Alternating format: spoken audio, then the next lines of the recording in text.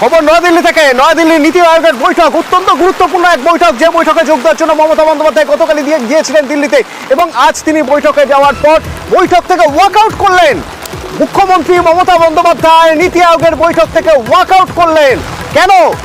তার অভিযোগ, তিনি যখন বলতে শুরু করেছেন তার 5 মিনিটের মধ্যে তার মাইক অফ করে দেওয়া হয়, তার কণ্ঠরোধ করা হয়।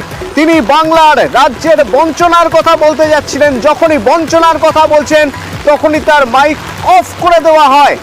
অপমানিত বোধ করেন আর তিনি প্রতিবাদ করেন।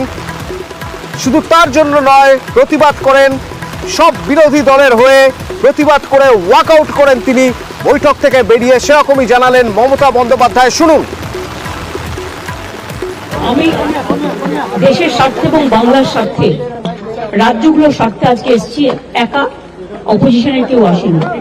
কিন্তু আপনাদের পরিষ্কারভাবে বলছি, আপনারা বাজেটে আমাদের বঞ্চনা করেছেন, আপনারা বাংলার সমস্ত উন্নয়নের প্রজেক্ট বন্ধ করে দিয়েছেন, আপনারা বিরোধী দলের কোনো রাজ্যকে কোনো সুযোগ দেন না, এবং আপনারা আমাদের 3 বছর ধরে 100 দিনের কাজ বন্ধ, প্রধানমন্ত্রী আবাস যোজনা বন্ধ, রুরাল রোড যোজনা বন্ধ, সমস্ত কিছু বন্ধ করে রেখেছেন।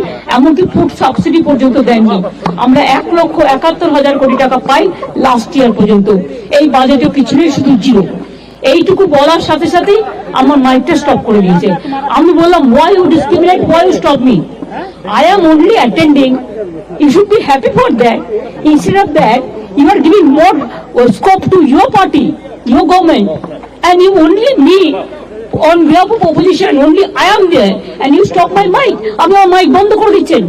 আপনাদের এই বঞ্চনা আমি মানি না, তাই মনে রাখবেন আমি চললাম। বাংলার কারণে সব রিজিওনাল পার্টি কা ইনসাল্ট হয়। বলতে একটু ডিটেলে জানতে চাইবো, এই বৈঠকে কোন কোন রাজ্যের প্রতিনিধিরা ছিলেন এবং নেই? কারণ গুরুতর অভিযোগ উঠছে যে যখন বিজেপির সহযোগী রাজ্য থেকে কেউ মুখ্যমন্ত্রী কথা বলছেন বা বিজেপি শাসিত রাজ্যের মুখ্যমন্ত্রী কথা বলছেন, তখন 10 মিনিট 20 মিনিট তারা কথা বলার সুযোগ পাচ্ছেন। একেবারে দেখো অতনু, আজকে বিজেপি শাসিত এবং বিজেপির সহযোগী যে সমস্ত রাজ্য রয়েছে সেই সমস্ত রাজ্যের মুখ্যমন্ত্রীরা উপস্থিত রয়েছেন, এবং বিরোধী মুখ হিসেবে শুধুমাত্র মুখ্যমন্ত্রী মমতা বন্দ্যোপাধ্যায় ইন্ডিয়া জোটের প্রতিনিধি হিসেবে এবং বিরোধী মুখ হিসেবে একমাত্র পশ্চিমবঙ্গের মুখ্যমন্ত্রী মমতা বন্দ্যোপাধ্যায় তিনি উপস্থিত ছিলেন।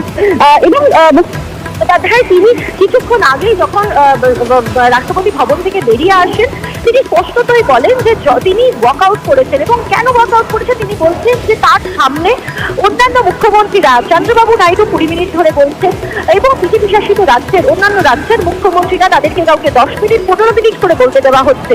যখন মুখ্যমন্ত্রী মমতা বন্দ্যোপাধ্যায়ের সময় আসে এবং তিনি যখন তার বক্তব্য পেশ করতে শুরু করেন, যখন কেন্দ্রের বঞ্চনার বিরুদ্ধে তিনি সরব হচ্ছেন, কেন্দ্রের থেকে কত কোটি টাকা বকেয়া রয়েছে, আবাস যোজনার টাকা বকেয়া রয়েছে, এই সমস্ত বিষয় যখন তিনি তুলে ধরছেন, সেই মুহূর্তে তার বক্তব্য মাত্র 5 মিনিটও হয়নি তিনি বক্তব্য পেশ করছেন, তার মধ্যে তার মাইক বন্ধ করে দেওয়া হয়, যেটা যথেষ্টই অসম্মানের। এবং এই অসম্মানের পর আর নীতি আয়োগের বৈঠকে থাকার কথা তিনি মনে করেন, এবং তিনি নীতি আয়োগের বৈঠক ছাড়ার সিদ্ধান্ত নেন, এবং অতি দ্রুত তিনি নীতি আয়োগের বৈঠক ওয়াকআউট করে তিনি বেরিয়ে আসেন। এবং মুখ্যমন্ত্রী মমতা বন্দ্যোপাধ্যায় তিনি বেরিয়ে এসে তিনি যেটা বলছেন যে এই কাজে ওয়াকআউট করা এটা শুধুমাত্র তার নিজের জন্য নয়, তিনি সমস্ত বিরোধী দলের হয়ে তিনি আজকে ওয়াকআউট করলেন। তার কারণ যে অসম্মান তাকে করা হলো, আজকে বিরোধীদের প্রতিনিধি হিসাবে মমতা বন্দ্যোপাধ্যায় উপস্থিত ছিলেন, তিনি একমাত্র বিরোধী মুখ ছিলেন।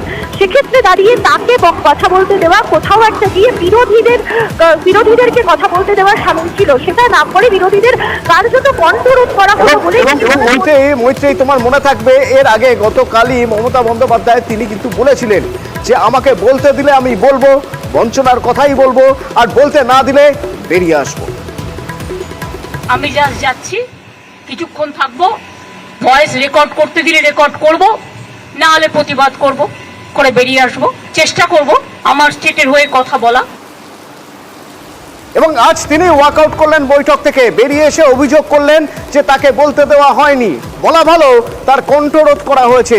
যখন সবাই বলছেন 15 মিনিট 20 মিনিট, তিনি বলতে শুরু করেছেন 5 মিনিটের মধ্যে। যখনই তিনি বঞ্চনার কথা বলতে শুরু করলেন তখনই তার মাইক অফ করে দেওয়া হলো বলে অভিযোগ করছেন তিনি এবং ওয়াকআউট করে এলেন। বেরিয়ে এসে কি বললেন শোনাবো হেডলাইন্সের পর, সঙ্গে থাকুন।